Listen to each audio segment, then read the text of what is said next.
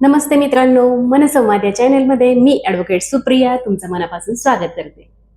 आजचा आपला विषय आहे लोक काय म्हणतील हा विचार कसा थांबवायचा. लोक काय म्हणतील या एकाच विचाराने आजचे तरुण त्यांचे स्वप्न पूर्ण करायला खूप घाबरतात. आज मी तुम्हाला जगातल्या सगळ्यात मोठ्या रोगाबद्दल सांगणार आहे. माहितीये का तो रोग कोणता? तो रोग म्हणजे काय म्हणतील लोक.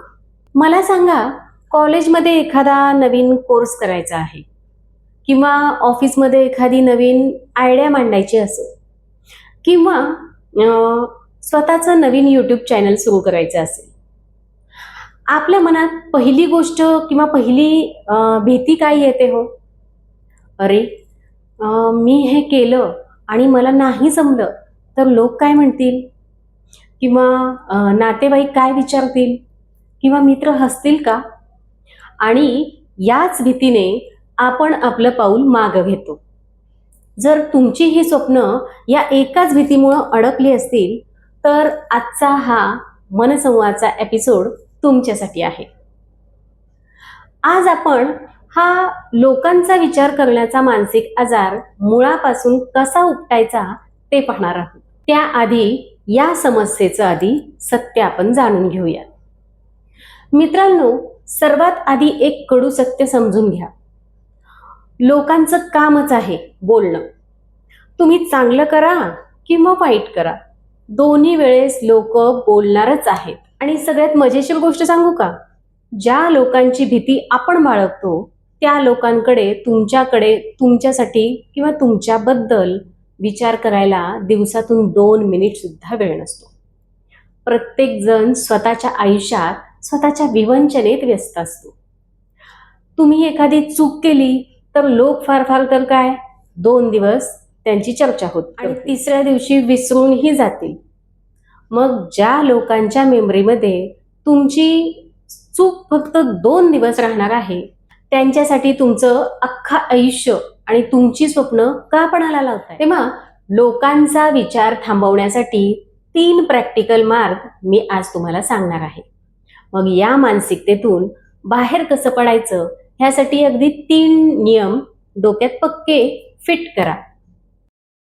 सगळ्यात पहिला नियम, तुमचे बिल लोक भरत नाहीत.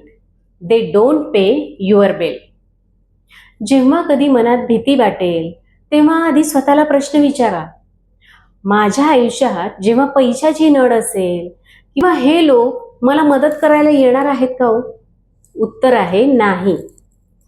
जर तुमच्या सुखदुःखात हे लोक भागीदार नाहीत तर तुमच्या आयुष्याचे निर्णय घेण्याचा अधिकार त्यांना का देता?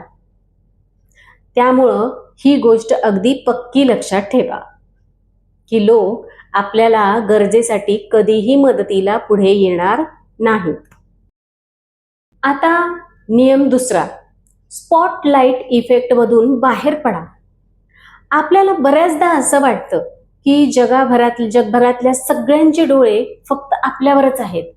आपण काय कपडे घातलेत, आपण कसे बोलतोय याकडेच सगळ्यांचं एकदम बारीक लक्ष आहे. मानसशास्त्रात याला स्पॉटलाइट इफेक्ट म्हणतात.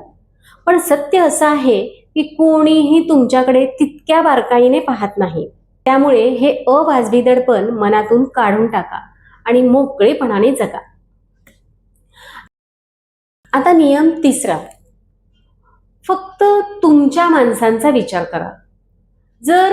तुम्हाला जर का विचार करायचा असेल तर फक्त अशा 3 ते 4 लोकांचा विचार करा जे मनापासून तुमच्यावर प्रेम करतात. जसं की तुमचे आई वडील, तुमचे भाऊ बहीण किंवा एखादा खरा मित्र. बाकी जगाला तुमच्या आयुष्यात काय मिळतंय किंवा काय जातंय याने काहीही फरक पडत नाही.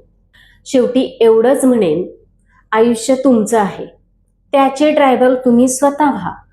लोकांना तुमच्या आयुष्याच्या गाडीचं स्टेअरिंग देऊ नका. लोक काय म्हणतील हा विचार पूर्णपणे सोडा आणि तुम्हाला जे आवडतं ते आत्मविश्वासाने करा. तुम्हाला कधी लोक काय म्हणतील या भीतीने एखादं काम करायचं राहून गेलंय का? तुमचा तो अनुभव मला कमेंट करून नक्की सांगा.